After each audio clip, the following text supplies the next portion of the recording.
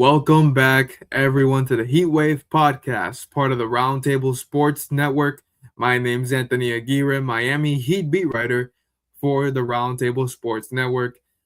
I'm kindly asking you guys that you please scan the QR code at the very top of your screen right here, and that way you will find the Miami Heat site very, very easily. And all you have to do is create an account. You can use your Google account and then just click or tap the join button right there under our stories to be a part of the Miami Heat community where we provide everyday coverage for free. No subscriptions, no fees, no paywalls. Just please click on the stories, and that way you are supporting us all the way. We appreciate it, and don't miss out, especially with this off season. You don't want to miss out. Now, let's get into today's episode. The Eastern Conference has really shaken up since I last recorded, which was when the Giannis trade went down. Of course, we can say now that was the first domino effect of what is going to be the Eastern Conference by next season. Of course, getting Giannis is a big success, but now the rest of the league is sort of catching on. And especially in the East, we're seeing a lot of shakeups. And, maybe the East is more competitive than the West this upcoming season. So we'll wait and see. But for today's episode, I'm ranking each Eastern Conference team into 4 different categories. Now, my first category is not worried. These are teams that I'm simply not worried about, especially from a Miami Heat perspective. And these are teams that, are more so likely in the lottery than we will see as contenders, really. And then my next category is make things interesting. These are teams that maybe don't have the highest of expectations from a media perspective, but maybe they make some noise and shock people. Now, dark horses.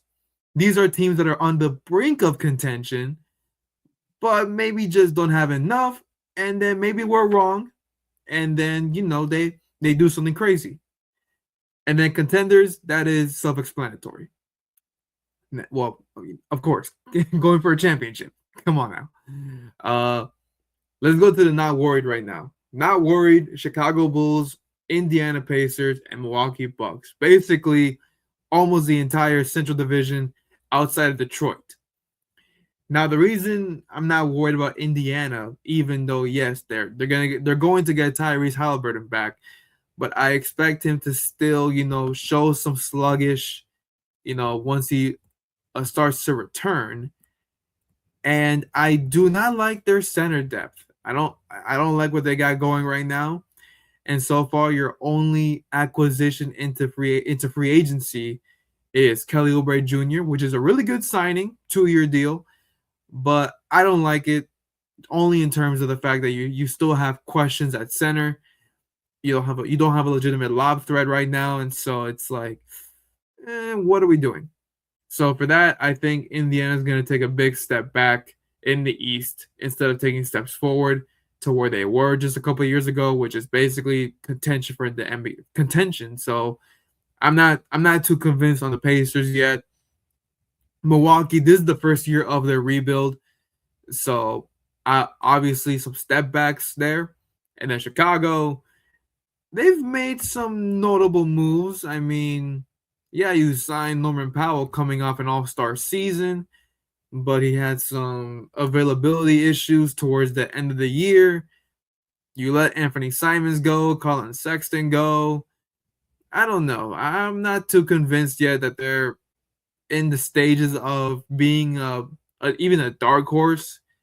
So I think Chicago is one of those teams that just slips behind. They're still young. They still got time to figure things out. They still got Josh Giddey, but not too convinced when it comes to Chicago. And then we go to make things interesting. Now, I'm going to go with the Atlanta Hawks to start this off. You re-signed CJ McCollum, you re-signed Jock Landale, 2 key veterans on 1-year deals. Those are pretty good deals in my opinion. And then you acquired Aaron Wiggins from the OKC Thunder and Devin Carter from the Kings. Pretty solid acquisitions there, but they don't have a guy. They don't have a superstar, someone who, like, before Jaylen Brown got traded to Philadelphia, I thought Atlanta would be a good fit because they need a guy. They need a guy that's going to really take them to the next level. Right now, they just don't have that. So they'll be a solid team, competitive team, but I'm not too convinced in their playoff chances. Now, granted, they did take a couple games away from the New York Knicks, but I'm just not too convinced right now with Atlanta. I think they're one big piece away, and right now Jonathan Kuminga is still on the open market, so pretty interesting there. But they don't have a guy yet. That's the only thing that I think they're missing is just having a star. So we'll see if they get one after free agency. I mean, this is just based on what's happening right now. I mean, Shams right now can drop a big bomb on us right now about LeBron. So that could really shake up my list. But as of right now for the Hawks, they're not bad, but they're just not up there yet in the Eastern Conference, in my opinion. Now the next one might be a little bit shocking, but maybe not too shocking, is the Charlotte Hornets. Now, I've been a fan of what they're doing with this new regime of the new ownership and Jeff Peterson and Coach Charles Lee. I like what they're doing. I really, really do. They're really establishing a whole new culture. And understandably, they don't have the richest history of winning in the NBA. But you look at what they did just this past season when they had a whole second half of the season surge. It was truly remarkable. And I think they have a good chance to start this upcoming season on a much better note. Obviously, you trade LaMelo Ball. That one was pretty shocking. But they did what any responsible franchise should do, which is when you have a star who is known to have some injury history, but is coming off a pretty solid year, especially when it comes to availability. You bank on the market. You bank on the value, and the Hornets banked really, really good. You get a guy like Naz Reid that is going to be excellent for your front court. He can play the four, and so that way that allows Ryan Kalkbrenner and Moussa Diabate to stay at the five and not affect their minutes or their development. So this is really, really good. And obviously you lose a guy like Josh Green in the deal, but that's pretty much a filler. Josh Green is good, but you can live with that. Losing LaMelo, I understand it hurts the fan base. He was, of course, a favorite, but I think this is going to be really, really good. And then Miles Bridges goes to the Phoenix Suns in a trade. And you get Royce O'Neal and Grayson Allen. Those are two forwards that I think are going to be really, really good. They really help in spacing your floor. Royce O'Neal, I've always said, was like an underrated 3-and-D kind of guy. And it's funny because I wanted him to go to the Magic. I thought the Orlando Magic could have really benefited from him, but they didn't do it, obviously. I did a trade package when I was writing for Sports Illustrated on SI. I did a piece where the Magic could have gotten Royce O'Neal and Nick Richards. Maybe that deal would have worked out. Maybe it wouldn't. We'll never know now. We'll never know.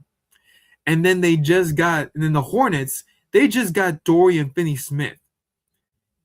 Naz Reid, Royce O'Neal, Dorian Finney-Smith, Grayson Allen. These are defensive guys.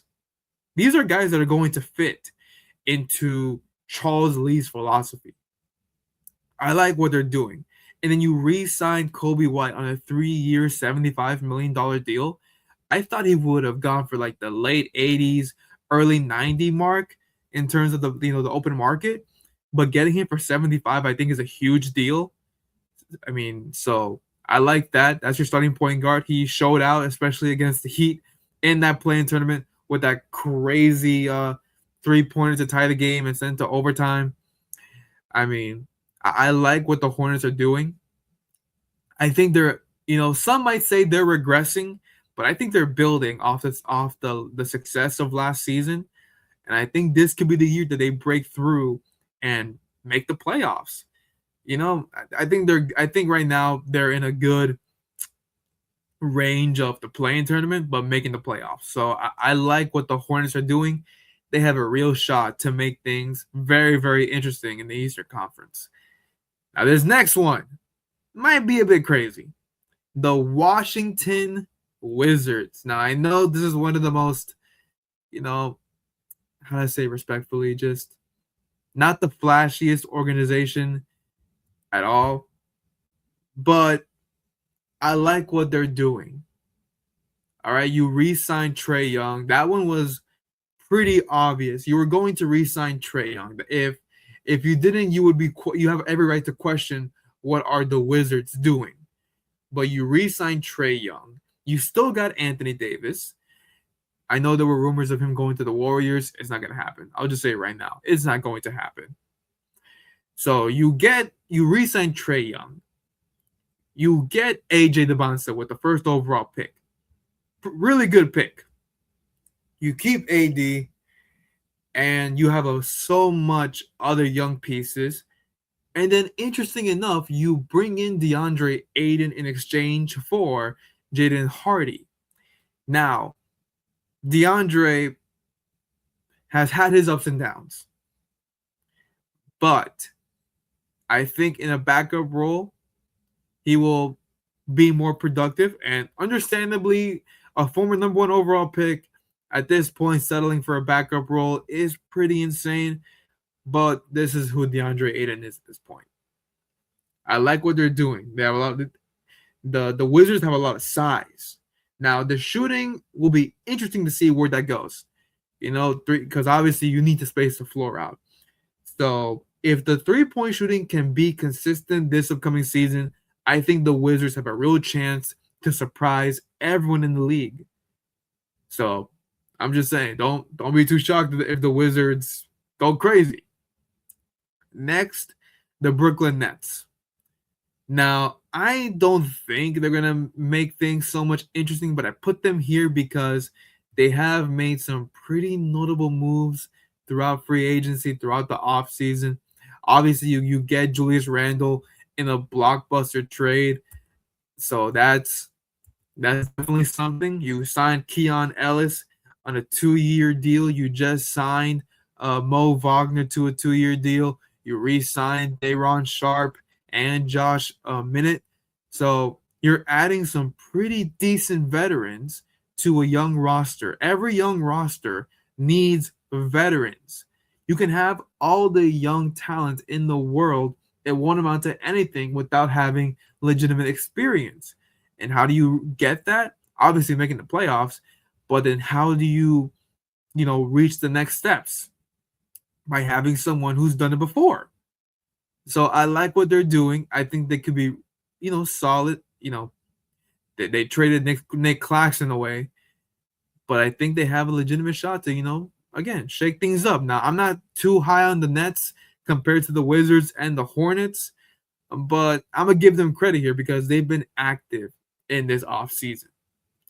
Now, dark horses, those on the brink, but maybe they can make a push. I'm going to start off pretty bold, and that is the Boston Celtics. Now, I know most people would have them as contenders rather than dark horses, but you just traded away your former finals MVP, an MVP caliber player, to not just a rival, a division rival. You're going to face him 4 times. Oh my gosh. Getting Paul George for Jaylen Brown. That's a bad deal. That is such a bad deal. And you have to question what is Brad Stevens thinking. So apparently from the Boston Celtics media, Brad and ownership, they're going to talk to the media on Monday. So I'm definitely tuning in because I want to hear everything that they have to say about this trade. It should be very, very interesting. But obviously, you have a guy like Jason Tatum. You re-sign Neemias Queta. You bring in Mitchell Robinson. You steal him from the Knicks, and you also sign Mike Conley, and you re-sign Ron Harper Jr. These are not bad players. It's just obvious that you're losing a significant piece of your franchise by giving up Jaylen Brown. And granted, the Celtics put themselves in this position because they've dangled Jaylen Brown in so many trade talks, of course, for Kevin Durant, for Giannis. But when those deals just don't pan out, especially coming up a season where he nearly averaged 30, yeah, you're not gonna be able to fix that all the time. They had to trade him, but trading him to Philadelphia and for Paul George, not a good business deal. Even when we're talking about settling, this is not a good business deal. Not in any way. Now, Boston is still good. They're not going to be, taking a massive step back, but they're going to be competitive. They're going to be decent enough, but there's going to be a lot more teams in the East right now better than them. And I don't think they're going to reroute Paul George. That contract was already hard enough to trade. I don't think they're going to do it again. The Cleveland Cavaliers. Now, they haven't been too active in this free agency. All they've really done is re-sign Thomas Bryant, which is, that's good. But you let Keanu Ellis go to Brooklyn. You let Dean Wade go to Philadelphia. They've struggled in the playoffs so much. And I even tweeted it recently that I don't think LeBron's going back to Cleveland because even with or without factoring in, is this LeBron's last season? Without factoring that in, Cleveland's is just not a winning situation right now. Yes, Donovan Mitchell is really, really good, but James Harden right now, he's not even on the roster right now. So you're wondering what's going on there. And then the rest of the supporting cast, you just can't be confident enough to compete for a championship. So I don't think it's going to be Cleveland, in my opinion. Cleveland will be good throughout the regular season, but come playoff time, I'm not too high on them. So that's why I put them as dark horses, because they showed signs of competing, contention, but then come playoff time, things just don't go their way. And most of the time it's their own fault. So that's why I put them there. Next is your Orlando Magic. Now, this is a team that is no longer up and coming. It's supposed to be we're here now. The Magic were disappointing last season.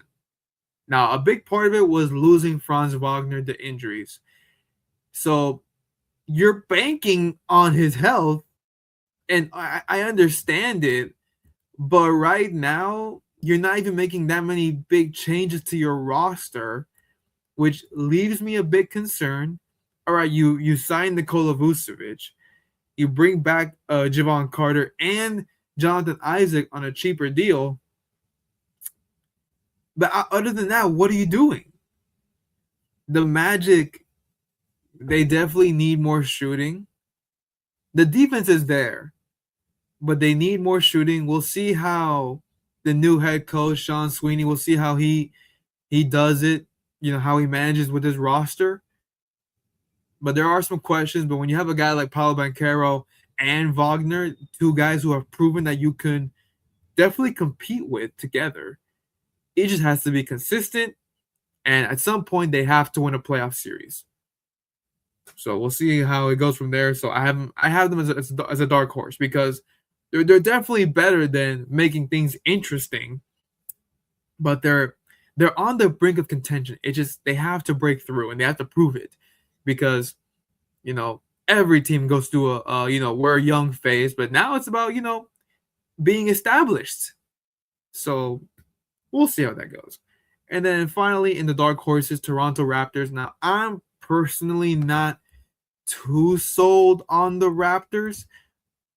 I understand you just got Kawhi back. in a crazy deal.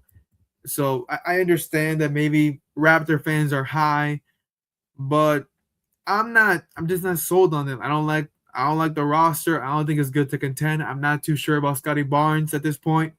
I think he's been a bit inconsistent for an all-star. So I'm not too high on them. You sign Kyle Anderson on a 1-year deal. You re-sign Elijah Martin on a 2-year deal.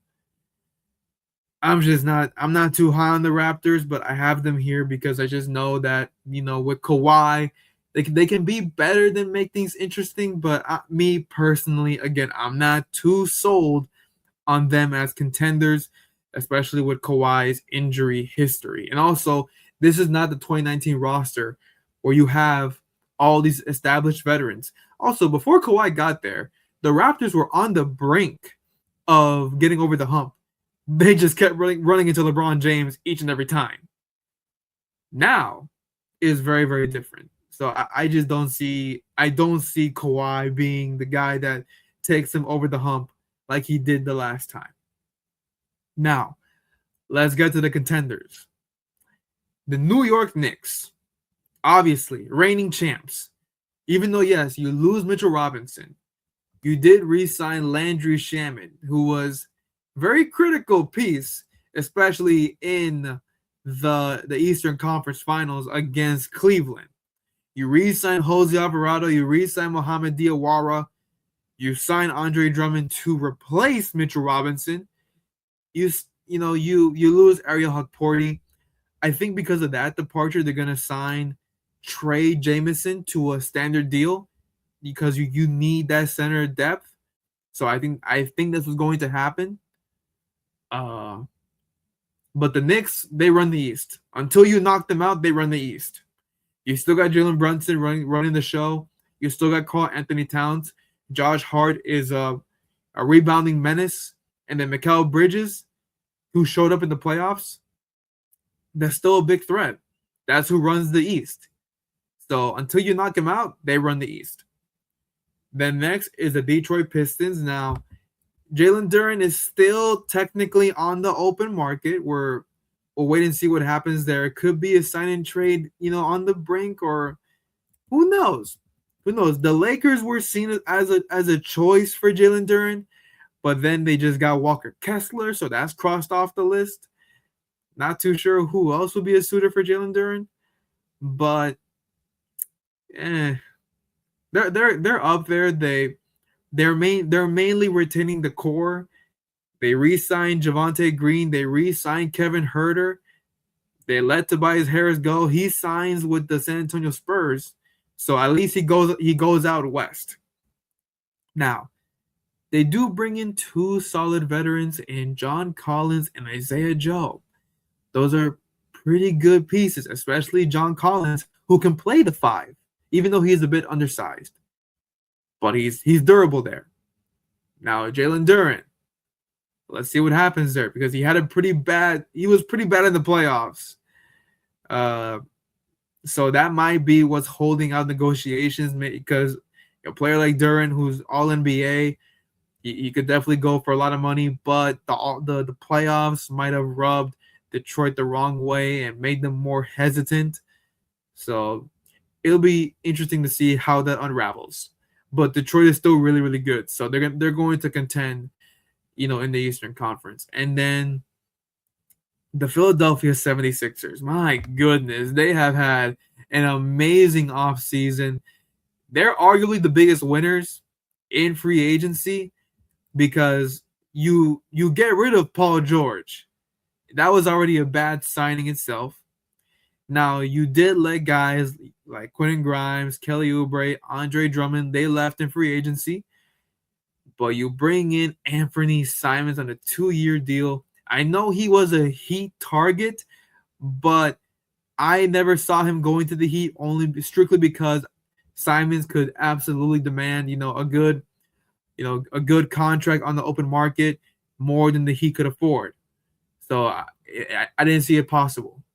You bring in Jaylen Brown, Ariel Hukporti, and Dean Wade. Now, the Jaylen Brown trade, I think, is going to be very, very critical in the Sixers' success, mainly because, and I talked about this on my other show, Section 305, with my co-host, my friend, Raul Pagan. I told him how, okay, you have Jaylen Brown next to Tyrese Maxey and VJ Edgecombe, and Raul mentioned, adding Simons off the bench. You, in terms of the starting lineup, you at least have 3 shot creators. This is an opportunity for Nick Nurse to preserve Joel Embiid. That way he can stay healthy and more durable going into the playoffs. When you are Joel Embiid's frame and weight, and you're constantly falling on a hard wooden floor, you're only injuring yourself. This gives Embiid a chance to, again, preserve himself, stay more healthy. Maybe Nick Nurse manages his minutes, and then come playoff time, we can talk about getting him more touches. Because Embiid is, of course, he's still the face of the franchise. He's a very big piece in what they do. He played a big role in that 3-1 comeback in the first round of these past playoffs. But there needs to be a real conversation in that front office with Nick Nurse and with Joel Embiid about taking less shots, less touches, less plays for him. Because if he wants to be at his very best come playoff time, he needs to be healthy. And it's pretty clear that Embiid cannot be trusted throughout an 82-game regular season. It's just not possible anymore. Preserve him. Save him from himself. And then that way, come playoff time, we can see that dominant Joel Embiid that we're so, not accustomed, but we've seen flashes of. And then, of course, the Miami Heat contenders. I mean, that's when you have Giannis and Bam together, you are obviously in it to win. You re-sign Simone Fontecchio, a really good shooting forward. You sign Tim Hardaway Jr. You still got a couple of voids to fill, but maybe Bradley Beal also joins the Heat, and maybe LeBron James. We still got some ways to go, but as of right now, this is how I view the Eastern Conference. The Miami Heat, I think Philadelphia is the biggest threat to what they want to do. I think Philadelphia is the biggest threat because what they have done this offseason is truly remarkable.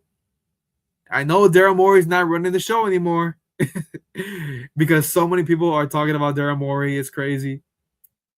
But Philly, this could be the year they get over the hump and make the Eastern Conference, the finals. So this is going to be a very, very competitive season in the Eastern Conference.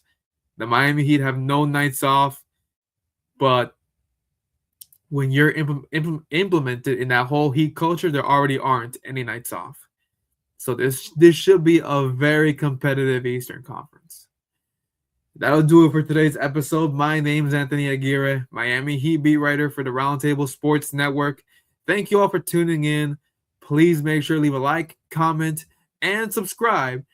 And we will see you next time.